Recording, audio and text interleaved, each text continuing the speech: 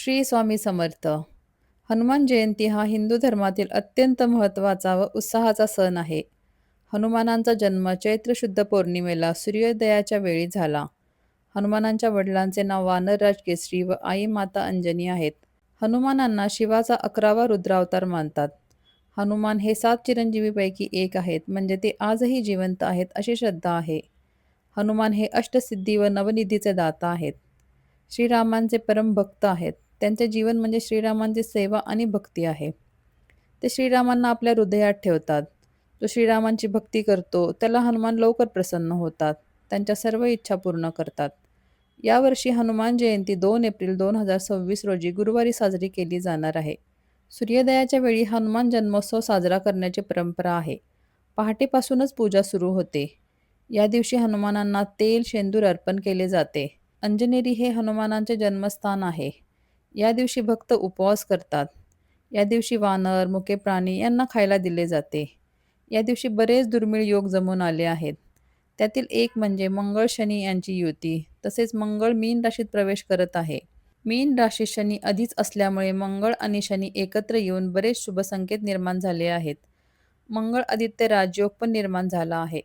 समसप्तक राजयोग हे काही दुर्मिळ योग निर्माण झाले आहेत. चंद्र गुरु शुभदृष्टी योग, सूर्य उच्च राशीमध्ये जातोय आणि सिद्धी योग असेही काही योग जुळून आले आहेत. या सर्व योगांचा 12 राशींवर काय प्रभाव पडणार आहे हे आता आपण पाहणार आहे.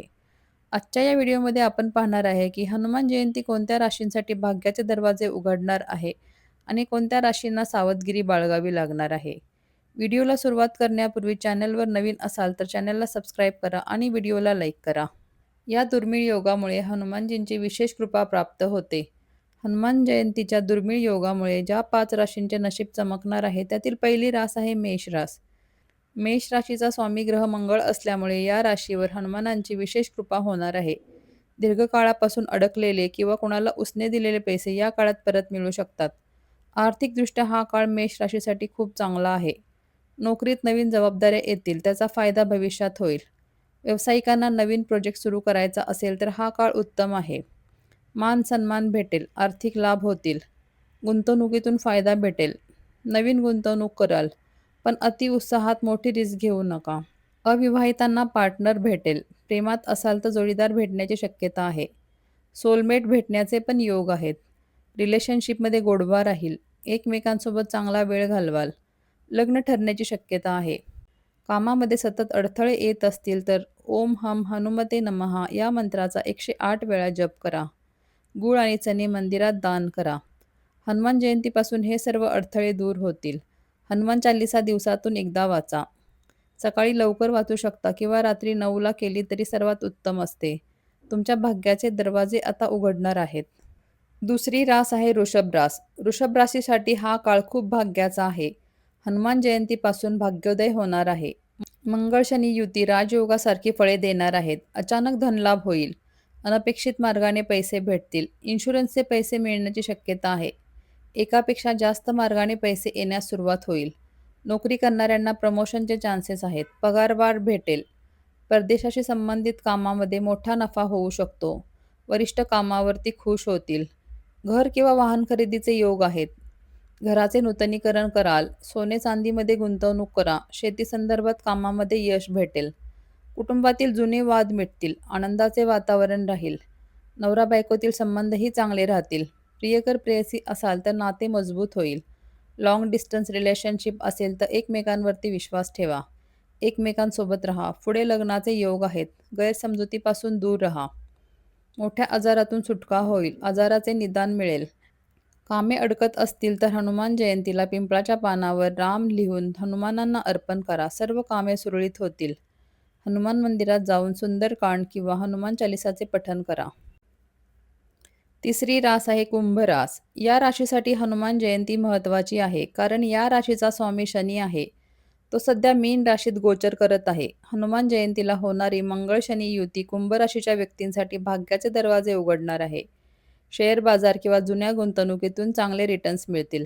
उत्पन्नाचे नवीन स्रोत निर्माण होतील. आर्थिक बाजू आधीपेक्षा जास्त भक्कम होईल.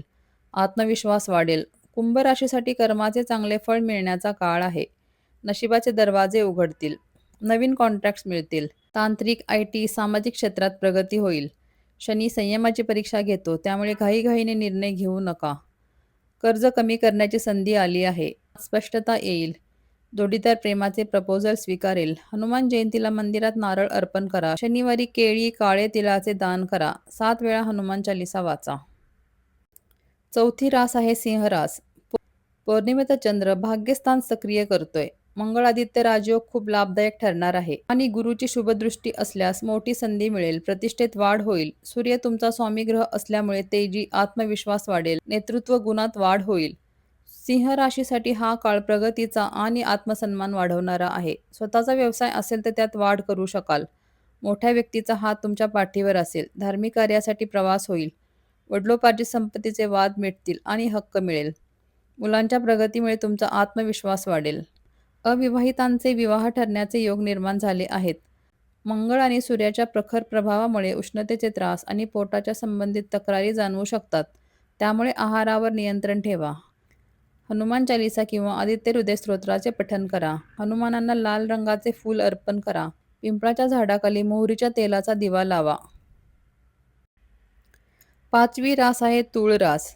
हनुमान जयंतीच्या ग्रहदशेनुसार तूळ राशीसाठी हा काळ प्रगतीचा, विजयाचा ठरणार आहे. अनेक स्वप्न पूर्ण होणार आहेत. या काळात होणारी मंगळ-शनी युती तुमच्या कुंडलीतील 6व्या भावाशी म्हणजे शत्रू आणि रोग स्थान संबंधित शुभफळे देणार आहेत. या काळात जर कायदेशीर वाद, कोर्ट कचेरीतील काही प्रलंबित वाद असतील तर निकाल तुमच्या बाजूने लागेल. स्पर्धा परीक्षेत यश भेटेल. नोकरीत बदल संभवतो. आधीपेक्षा चांगली व मोठ्या कंपनीत नोकरी लागेल. कामाचे कौतुक होईल. आयात-निर्यात व्यापार करणाऱ्यांना खूप मोठा फायदा होण्याची शक्यता आहे. कुठून तरी पैसे मिळण्याची शक्यता आहे. कोणाला दिलेले जुने कर्ज परत भेटेल. पर्यटनासाठी दूरचा प्रवास होईल. लाईफ पार्टनरसोबत चांगले संबंध राहतील. कुटुंबातील सदस्यांचे पूर्ण सहकार्य भेटेल. हनुमान जयंतीला हनुमानांना चोळा अर्पण करा. हनुमान बाहू किंवा हनुमान चालीसाचे पठण करा. शारीरिक व्याधी दूर होतील. मंदिरात केळी किंवा बुंदीचा प्रसाद वाटा. या झाल्या 12 राशींपैकी 5 राशी ज्यांच्या नशिबाचे दरवाजे उघडणार आहेत. हनुमानांची कृपा त्यांच्यावर कायम राहणार आहे. तुमची रास यामध्ये असेल तर कमेंटमध्ये नक्की सांगा. श्री स्वामी समर्थ. जय हनुमान.